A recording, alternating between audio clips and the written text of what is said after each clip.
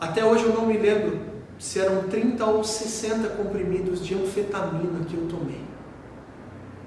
Mas naquele dia eu costumo falar que eu morri, porque eu literalmente me matei. Graça e paz, tudo bem? Meu nome é Paulo e hoje eu quero contar para você o que Deus fez na minha vida. Eu sou casado com a Alessandra, sou pai de 3 meninas lindas, a Sofia, a Lara e a Nicole, e eu sirvo na igreja Templo de Adoração aqui em Monte Sião. E eu quero muito que você fique até o final desse vídeo, porque eu tenho certeza que Deus vai falar com você.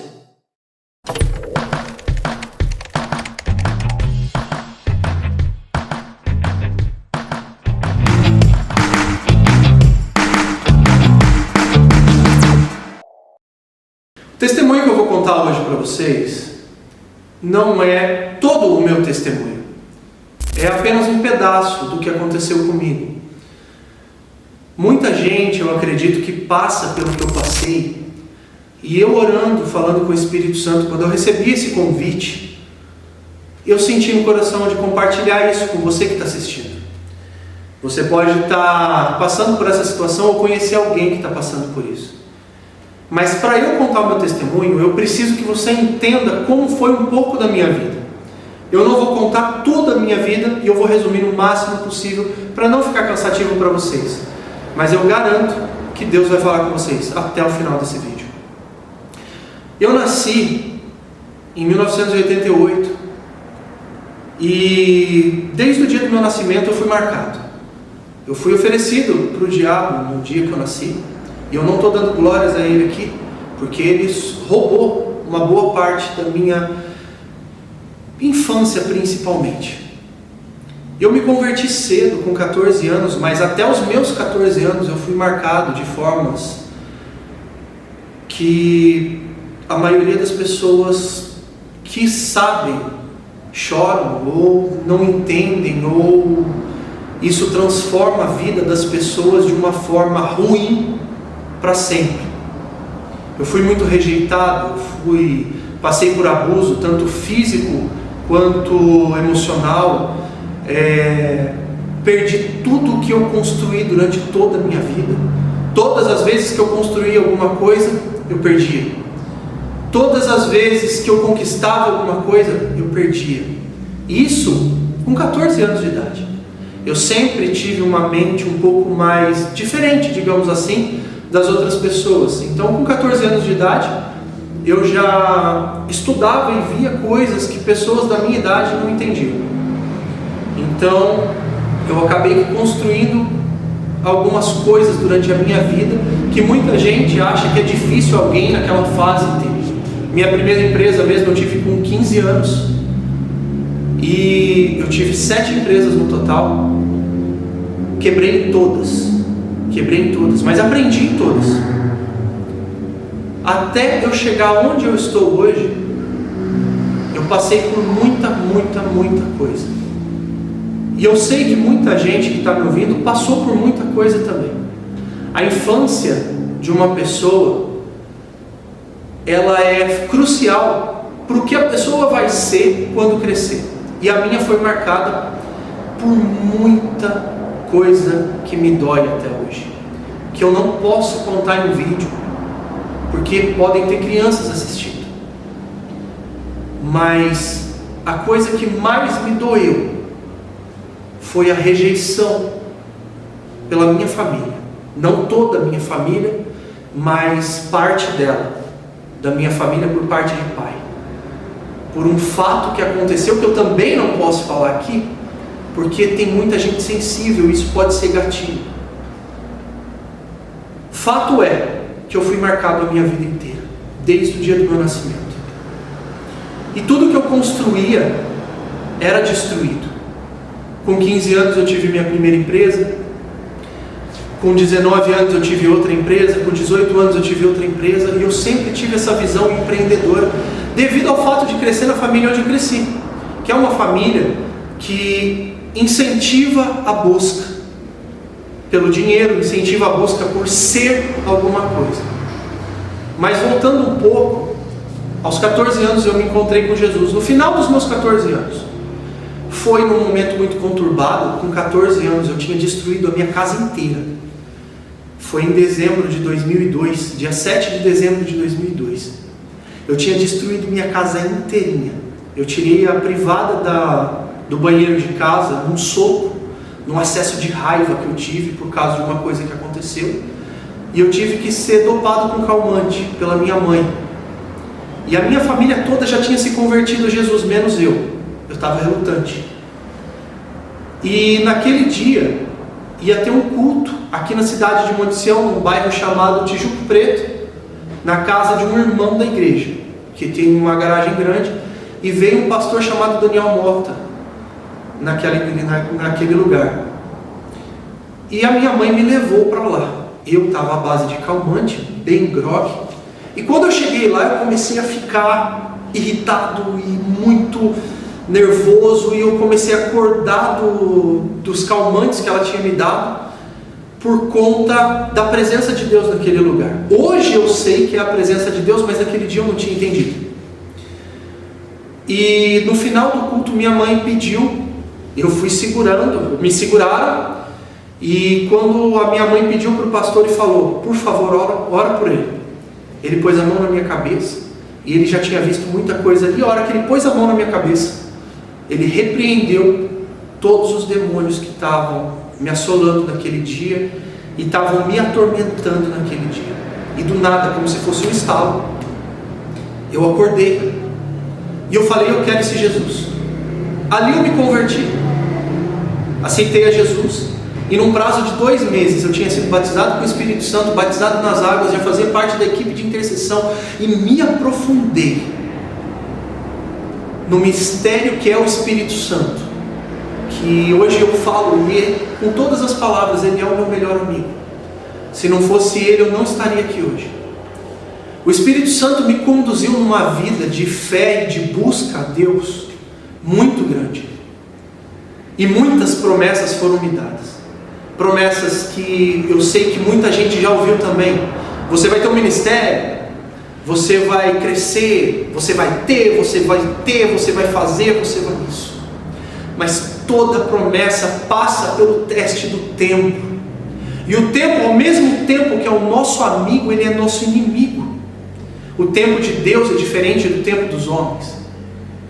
E o tempo foi passando, e as cobranças por parte de outras pessoas vinham para eu ser alguma coisa, para eu ter alguma coisa. Até que chegou um ponto que tudo se acumulou, que passou durante toda a minha vida, e todas as cobranças e tudo o que eu fiz, eu acabei deixando a minha fé, não deixando a minha fé, mas deixando o meu ministério por um tempo, e me afundei no pecado. Pecado esse que eu não posso falar aqui também, mas eu quase destruí a minha família por conta disso. Eu coloquei a minha família numa situação em que toda ela foi despedaçada. Tudo que eu tinha construído, e eu construí um império, financeiramente falando, eu perdi. Casa, carro, dinheiro, perdi tudo. Perdi trabalho, e por um fio eu não perdi a minha família. Quando eu nasci, eu tinha a minha avó, que era evangélica desde o dia em que eu nasci, mesmo eu tendo sido apresentado ao diabo e consagrado a ele no dia do meu nascimento, sem a minha família saber, a minha avó orava por mim. E ela colocava a mão na minha cabeça e falava: ele vai ser pastor, e Deus tem uma obra na vida dele, e Deus vai fazer na vida dele. E Deus me trouxe a presença dele aos 14 anos. E nessa fase em que eu abandonei o que eu tinha com Deus, não o que Deus tinha comigo, porque Deus nunca desiste de ninguém. Nós deixamos Deus de lado, e foi o que eu fiz. Eu tinha em casa uma esposa que orava, uma esposa que clamava a Deus pela minha vida. E eu me envolvi tanto com o pecado, de uma forma que eu não conseguia mais sair. A palavra de Deus fala que de abismo em abismo a gente se perde, e foi o que aconteceu comigo. Chegou um momento em que eu não conseguia mais sair do emaranhado de pecado que eu estava envolvido. E eu envolvi muita gente nesse pecado, não só minha família. Pessoas de fora, minha família, meus pais, eu envolvi todo mundo no meu erro e no meu pecado. Mas eu tinha uma mulher em casa que orava. Eu tinha uma esposa em casa que não desistiu de mim. E acima de tudo, um Deus que até o último momento da nossa vida aqui na terra não vai desistir de mim e nem de você.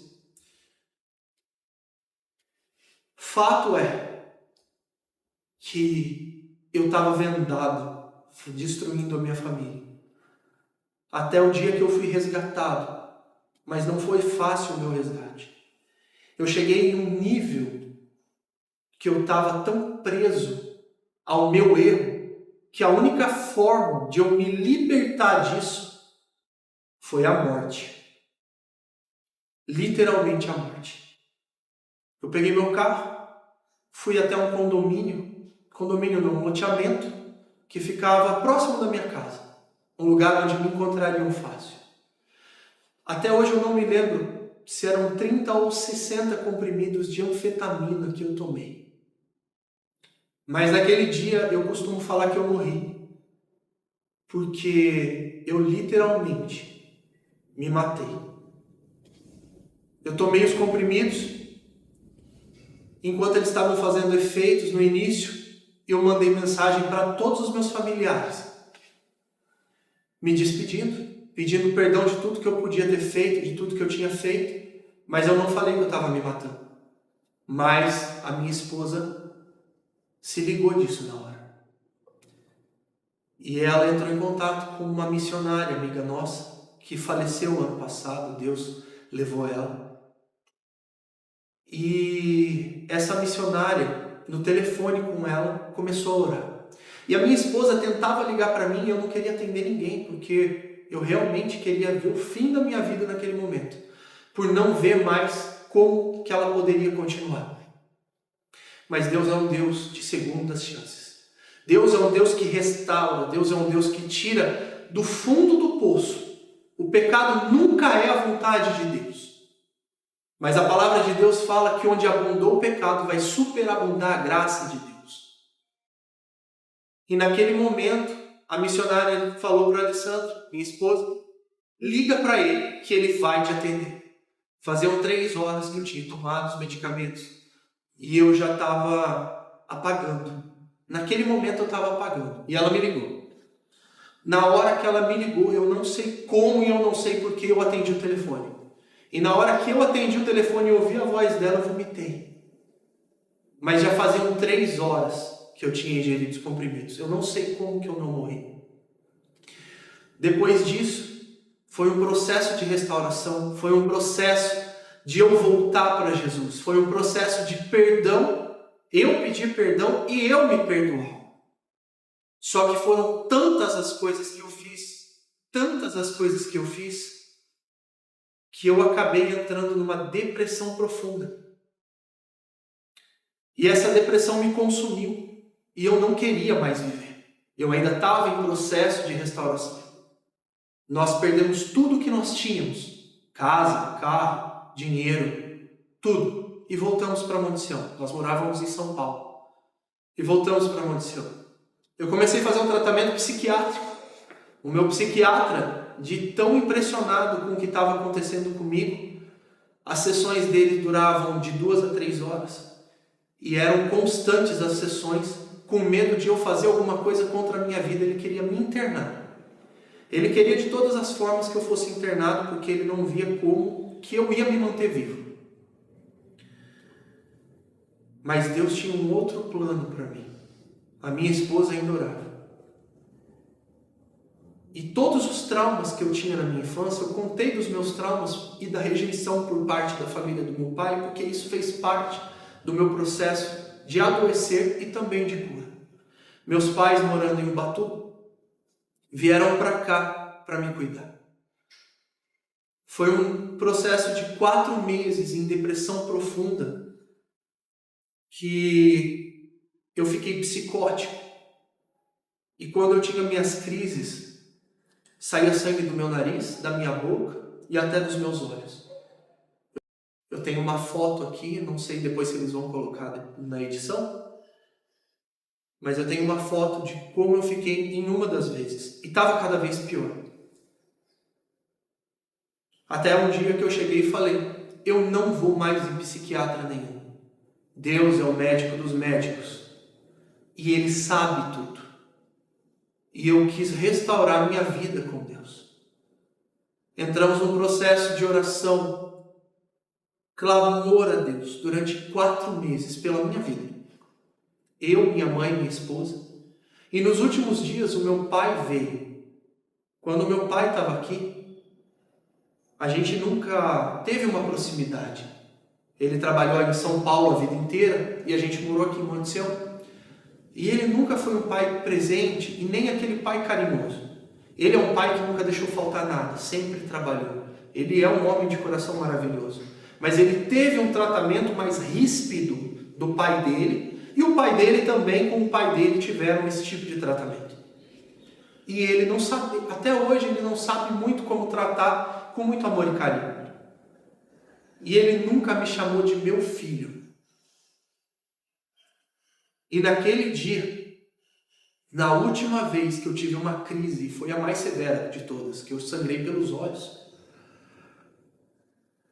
eu estava sentado numa mesa e as irmãzinhas do coque, da congregação, foram convidadas a ir até a minha casa para orar por mim, junto com a campanha que nós estávamos fazendo. E o meu pai estava lá. E o meu pai, de joelho do meu lado, batia a mão no meu peito. E toda vez que ele batia a mão no meu peito, ele falava, Senhor, cura o meu filho. Senhor, cura o meu filho. Senhor, cura o meu filho. Eu confesso que eu não lembro de muita coisa desses 4 meses. Eu tomava muito remédio. Para não me matar, para ficar bem e para várias outras coisas psicológicas. Mas naquele momento eu lembro de cada tapa que ele deu no meu peito e de cada vez que ele falou, Senhor, cura o meu filho. E cada tapa que ele dava no meu peito é como se um pedaço do meu coração fosse restaurado. Um pedaço das minhas dores saíssem e fossem superadas. Ali foi onde Deus decretou a minha cura. E Deus restaurou tudo. O meu casamento, minha vida com os meus pais e o meu ministério, que eu estou buscando todos os dias para isso. Tudo que eu abandonei. Todos os dias eu peço perdão a Deus pelo que eu fiz. Não é uma coisa que me dói mais, mas é uma coisa que me custou alguma coisa. Não só para mim, mas a minha família. E a depressão não é uma brincadeira. Eu escolhi esse testemunho para falar para você que está me ouvindo que Deus cura, Deus transforma, Deus restaura. E não foi só um testemunho de cura de depressão, mas de restauração de casamento. Eu amo minha esposa, eu amo minha família. Eu sou fruto de oração. Eu sou um fruto da salvação em Cristo. Eu sou fruto de alguém não ter desistido de mim um dia de orar e de eu ter determinado que quem me curaria seria Deus. Não estou falando para você parar de tomar seus remédios, porque eu também não parei. Mas eu comecei a apresentar para Deus todas as minhas dificuldades, todas as minhas dores, numa constante busca ao Senhor. A palavra de Deus fala em Eclesiastes 7:8, e é uma palavra que eu gosto muito. Melhor é o fim do que o início. O início da minha vida foi um, o fim da minha vida vai ser um. O início de um processo é um, o fim do processo é outro. Mas tudo tem um início e tudo tem um fim. Eu não sei quem está me assistindo, mas eu sei o motivo de você estar me assistindo. Essa madrugada eu pedi a Deus uma direção para falar o que eu poderia falar. E Deus me direcionou a falar isso. E se você está me assistindo, é você que precisa ouvir. Pode ser que não seja para você, mas você conhece alguém. Pode ser que você já passou por isso, ou está passando por isso. A sua vida é preciosa. As suas orações são preciosas. As orações de quem você apresenta, as pessoas que você apresenta em oração são preciosas. O diabo não pode ceifar a sua vida. Jesus Cristo morreu na cruz por nós. E a palavra de Deus fala que pelas suas pisaduras fomos sarados. A sua cura é um milagre alcançável. E eu não estou falando só de cura física, cura emocional. Eu estou falando da sua restauração, da restauração do seu casamento, de tudo aquilo que você perdeu. Mas primeiro você tem que entender que buscai a Deus em primeiro lugar. E as outras coisas vêm depois. O reino de Deus é real. Jesus Cristo é real. O Espírito Santo é mais real do que você. E Ele está a todo instante te chamando para uma íntima e constante comunhão com Ele. Não importa o que você fez, Ele não vai permitir que isso continue. Eu cheguei a um ponto que eu não apresentei as minhas dificuldades a Deus.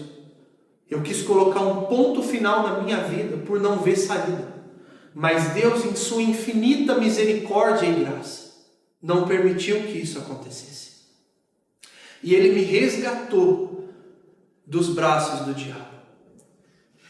Quando eu nasci, eu fui consagrado, fui apresentado ao diabo através de um ritual. E hoje, todos os dias, eu me consagro a Deus. Porque uma coisa eu falo para vocês: não importa como você está, importa é o que o Espírito de Deus vai fazer na sua vida e vai fazer ao redor daqueles que te servem e daqueles que você apresenta em oração. A palavra de Deus fala para que nós sejamos persistentes até o fim, porque as lutas virão diariamente. Nós vamos passar por tormentos e tribulações. Deus nunca disse que a vida seria fácil, muito ao contrário. A partir do momento que aceitamos a Jesus como único Senhor e Salvador, nós temos um inimigo que luta contra nós a todo instante. E o diabo, ele luta na nossa mente, colocando coisas na sua mente. Basta a gente ser persistente, porque a palavra de Deus fala: resistirei ao diabo e ele vai fugir de vós. E o que eu tenho para falar para você é isso.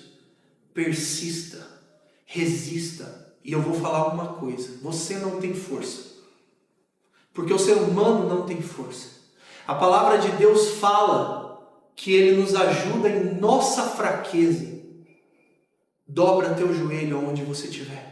Se você não conseguir falar nada, dobra o teu joelho e espera o Espírito Santo vir e te inspirar a orar, que é o que eu faço todos os dias. A palavra de Deus fala em Atos 2 que eles sentaram e esperaram até o Espírito Santo descer sobre eles. E é o que o Espírito Santo quer de você todos os dias: uma íntima e constante amizade e relacionamento. Que Deus abençoe a vida de cada um de vocês. Nós estamos aqui com esse trabalho maravilhoso, o Vitor e a Júlia. E eu louvo a Deus pela vida deles, porque testemunhos edificam, testemunhos mostram a grandiosidade de Deus. E Deus é maravilhoso. E Ele levanta pessoas para muitas vezes, através de uma palavra, nos dar a força que necessitamos para nos achegar ao Pai. Ninguém vai te ajudar como o Espírito Santo pode. É só Ele que vai te ajudar a persistir até o fim. Que Deus abençoe a cada um, em nome de Jesus.